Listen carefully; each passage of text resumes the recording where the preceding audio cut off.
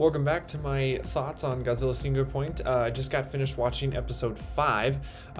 This episode, two big things that I really take away from this episode. One of the smaller things though, they continued to discuss about it wasn't an artifact, it was called an architecture, is the little glass or thing that's holding the flower, and then that company that's researching that kind of like material that doesn't exist or whatnot.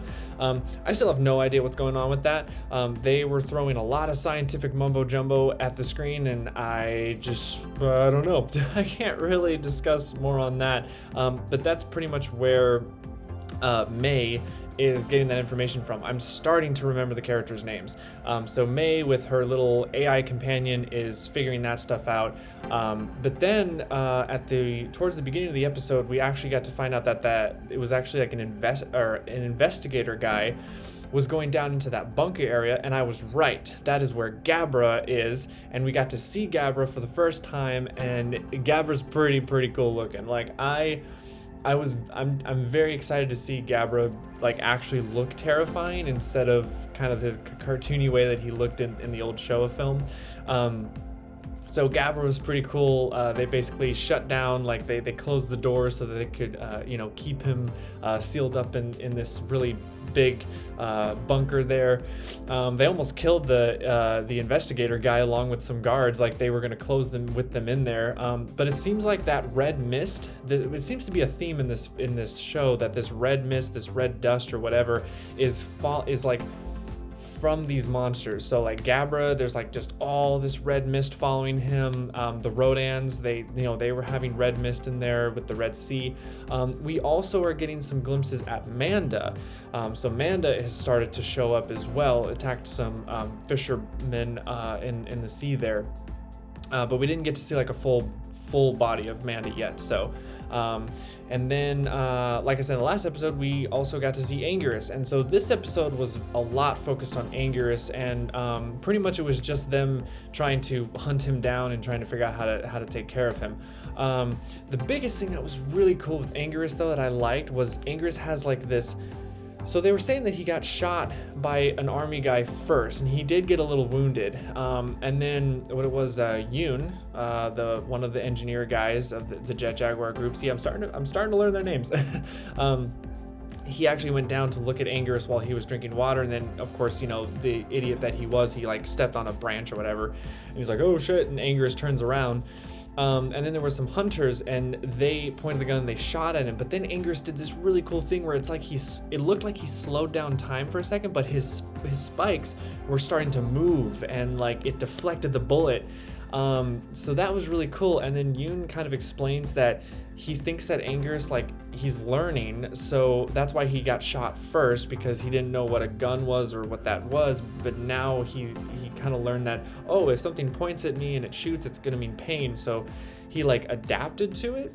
But Yoon was saying something along the lines of that he kind of predicted the future in a way. So that was really interesting. I'm like, these monsters, are they predicting the future? It's just kind of weird stuff there. But yeah, the rest of the episode was basically just the hunters getting Anguirus, and then of course, as it always goes, the hunters failed, and they were retreating back to this like camp that Yoon and I can't remember the other guy, the bodybuilder guy, he's like lifting a weight while they're trying to figure stuff out. It's pretty funny. But Jet Jaguar's back in action. They actually have him.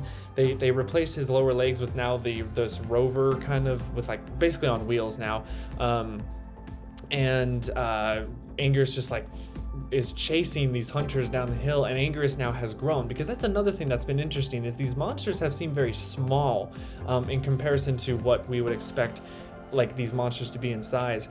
But no, Anguirus is now starting to grow, so that makes me wonder if, okay, so maybe the other monsters are going to start to grow even more, which will make them more of their actual kaiju like counterparts, or their previous versions.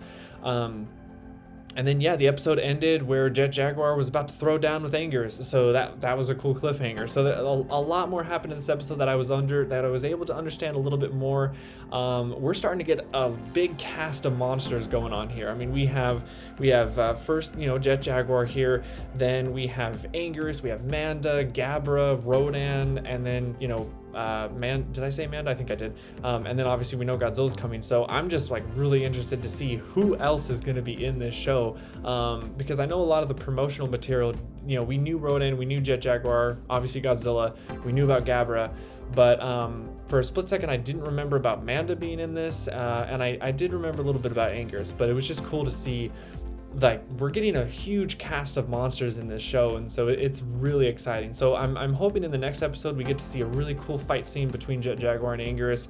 We've never gotten that before, and then hopefully we can see some more with Manda and Gabra, of course. And then we're still waiting on Godzilla, because I'm wondering if that monster at a couple episodes ago, if that was actually Manda instead of Godzilla that was under the water, because still they keep on alluring to the bones that were found at the base of this organization that supposedly sent this signal out in the first place that attracted the Rodans, but there's like these Godzilla bones that are at the bottom of this building underground, and so who knows what's gonna happen with that? Like, are those bones gonna, like, is it gonna regenerate and then that's gonna be Godzilla, or was it like a different Godzilla, which kind of is something that we've seen before, So I don't know. A lot of mysteries still here. A lot of the science mumbo jumbo though really gets me confused. I have no idea what's going on in terms of that stuff. But I'm just enjoying the ride, seeing what's going on. So yeah, that's it. I'm gonna get back right there watching episode 6 and see you guys then.